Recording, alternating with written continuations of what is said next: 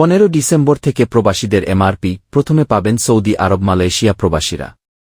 বিস্তারিত জানতে ভিডিওটির শেষ পর্যন্ত দেখুন।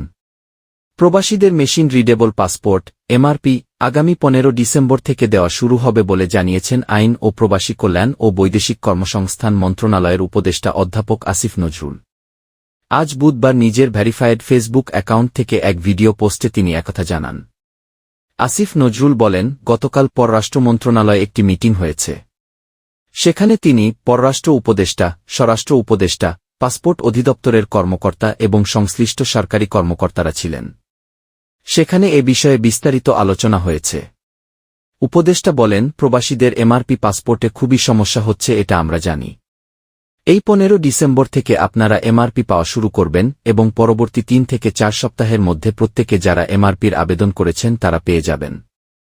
তিনি বলেন, প্রথম প্রায়োরিটি দেওয়া হচ্ছে সৌদি আরব ও মালয়েশিয়ার বাংলাদেশি প্রবাসীদের।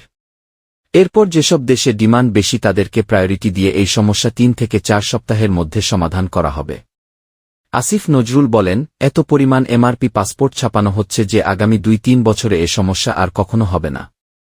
প্রবাসীদের এমআরপি নিয়ে অনেক কষ্ট, দুর্ভোগ ও অনেক ধরনের হয়রানি হয়েছে জানিয়ে তার জন্য আন্তরিকভাবে দুঃখ প্রকাশ করেন তিনি। তিনি বলেন, এই সমস্যা হয়েছে বিগত ফ্যাসিস্ট সরকারের আমলে।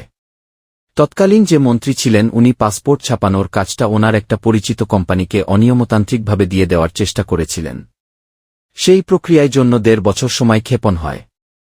আমরা আসার পর ওই পুরো প্রক্রিয়া বাতিল করে ফাস্টেস্ট ওয়েতে যাওয়ার জন্য একটু সময় লেগেছে। পাসপোর্ট বিষয়ে তিনি বলেন, এক্ষেত্রে প্রবাসীদের সহযোগিতা করার জন্য আমাদের সিদ্ধান্ত হয়েছে দরকার হলে এখান থেকে টিম যাবে বায়োমেট্রিক ডেটা নেওয়ার জন্য। সেগুলো পরে বিস্তারিত জানানো হবে।